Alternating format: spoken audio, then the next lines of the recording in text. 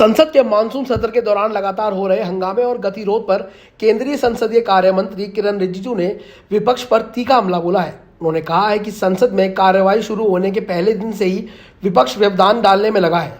उन्होंने इसे एक नई परंपरा बताया जिसमें विपक्ष मुद्दों पर चर्चा के बजाय शोर शराबा कर सांसद को रोक देता है। रिजिजू ने कहा कि जब विपक्ष की मांग पर ऑपरेशन सिंदूर जैसे गंभीर विषय पर चर्चा कराई गई तो तय समय से ज्यादा देर तक उस पर बहस हुई और सभी सांसदों को बोलने का मौका मिला, लेकिन जैसे ही वो चर्चा खत्म हुई विपक्षी सांसद नए नोटिस लेकर फिर से वेल में आ गए और हंगामा शुरू कर दिया। उन्होंने कहा कि हर सांसद को बोलने का अधिकार है, लेकिन वेल में जाकर नारेबाजी और हंगामा करना सांसदीय मर्यादा के खिलाफ है।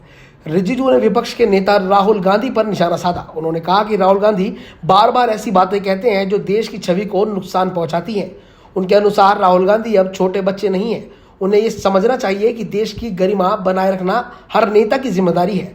रिजिजू ने यह भी कहा कि राहुल गांधी भारत विरोधी बातें करते हैं और ये बात बहुत विपक्षी नेता भी मानते हैं। उन्होंने आगे कहा कि संवैधानिक संस्थाओं को बार बार निशाना बनाना सिर्फ बचपना नहीं है बल्कि लोकतंत्र पर सीधा हमला है। रिजिजू ने बताया कि 2014 में जब बीजेपी सत्ता में आई थी तब कई राज्यों में कांग्रेस की सरकारें थी।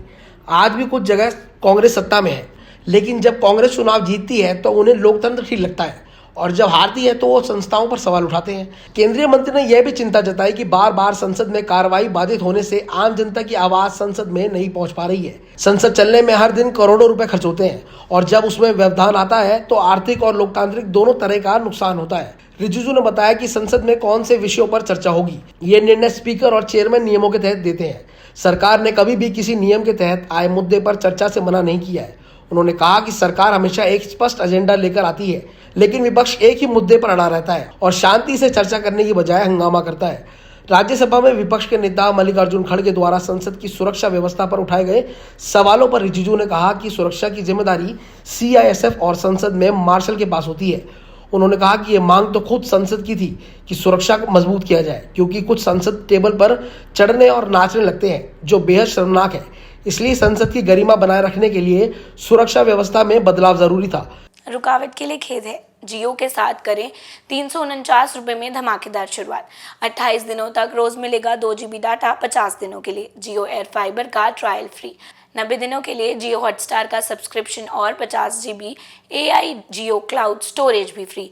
जल्दी करें, डिस्क्रिप्शन में दिए गए लिंक पर क्लिक करें और पाएं ये धमाकेदार शुरुआत। रिजिजू ने यह भी कहा कि किसी सांसद को बोलने के लिए नहीं रोका जा रहा है, लेकिन नियमों का पालन करना जरूरी है।